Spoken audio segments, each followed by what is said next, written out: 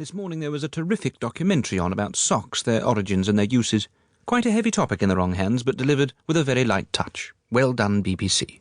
Meanwhile, Anthony made serious headway with the muddy footprints, and then between the two of us, and with the judicious use of a full bucket of water poured from head height, we managed to restore the upstairs lavatory to something approaching the condition it was in before our guests arrived. In the afternoon we wrapped up warm and then headed out to the park. Surprisingly busy, but then I suppose a lot of our neighbours have children. As we walked, we realised that we'd not yet discussed our New Year's resolutions. Got to do something about my weight. Don't need to lose weight. No, but I want more energy, you know. I'll eat differently and I'll exercise more. It's not my main aim, but I imagine I'll drop a few dress sizes as a side effect. I'd quite like to learn another language. You need to learn another language. No, but I really want to go to an evening class at a language school where I'm taught by Italians. It's not my main aim, but I imagine I'll learn Italian as a side effect. But why don't you stretch yourself a little? I mean, I don't mean languages, but get more work, raise your profile. Anthony, I am very happy with my profile, thank you, and as for my work, I'm writing a book that's going to take all year. Quite enough to be getting on. If I have a New Year's resolution, it'll be to retain my professional integrity. By not doing much more work than you do now? Yes, if that's what it takes. One thing we both agreed on was that this would be the year that Anthony and I would finally commit to each other. We've been umming and ahhing about it for a while, but we are decided. We're to go ahead with our extension. The cost is a lot, £65,000, and it'll stretch us, but Anthony is determined we move our relationship on to the next level.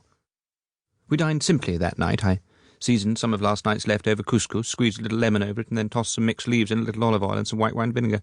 Delicious. Some roasted peppers soaked in oil would have been a splendid accompaniment, but we didn't have any. January the 2nd, Sunday. Anthony is certainly serious about his resolution, and when our alarm went off at 6:30, he informed me that we were going for a run, together.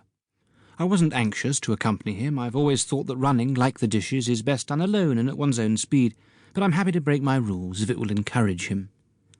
Even so, partnering Anthony around the park was not without its frustrations. Although I'm probably the fitter of the two of us, such is his height, he's 6'7" and takes a trouser with 41-inch inner leg, that it was very hard to keep pace with him no matter how hard I seemed to scuttle. That said, he wasn't finding it completely straightforward either. Everything all right? Yeah, fine, fine. I can't go any slower, though. Come on. Try. You've got an abnormal stride. Yeah, whatever. You do keep listing to the right. Perhaps that's a product of age. It's his ear infection. No, I can keep going, though. Maybe it's better if I hang back. I can give you a shout if you're heading for any trees. Righto. Despite our respective difficulties, 30 minutes of cardiovascular work in the cool morning mist, followed by the rather warmer mist generated by a power shower, isn't a bad way to wake up, and I certainly felt that we both earned our generous portions of bacon and eggs. I always choose bacon that looks as though it'll be able to cook entirely in its own fat, but then I add some more anyway. Some people like to fry everything in olive oil, which is deranged. Bacon and eggs should always be served with brown toast that's been cut thickly and then buttered heavily. Anthony opted to go without the toast. He's going to go low-carb for a bit, the fool. Then, after breakfast, our builder, Mr. Mullaney, kindly popped round with the wherewithal to formalise our conjugation. We were surprised you were happy to come round on a Sunday, Mr. Mullaney. Yeah, you could have called me up in the middle of the night in the current climate. Not a good time for builders, then? Well, on balance, I'd rather be a builder than a banker, you know. Anthony works at a bank. Oh, really? Yeah, I do. Sorry, I didn't mean... No, don't worry. I'm in a pretty safe position. Well, that's all right then, barring any acts of God. Well, do you want to sign now? We do. Yep. Well, we need a witness. It's not a wedding. Oh, it's like a wedding to us, Mr. Mullaney, in a way. Well, it's like Christmas to me, I won't lie. Oh, super. Everybody's happy then? Well then, dearly beloved, would anyone like to lend us a pen? And by the power vested in me, I now declare you under reconstruction. Oh, my ear. And with the simple pirouette of the Parker, it was done. We were committed. There was only one thing we could possibly do after the stress of making a decision like that. Prepare a mighty Sunday lunch. Over the last few years, Anthony and I have become very well drilled at putting a Sunday roast together.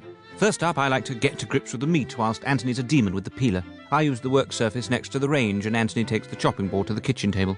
That way, neither of us gets in the other's way. Recipe. A super but simple Sunday roast beef with gravy, or as I call it, SBSSRBWG for short. Ingredients. 6½ pounds of beef rib on the bone.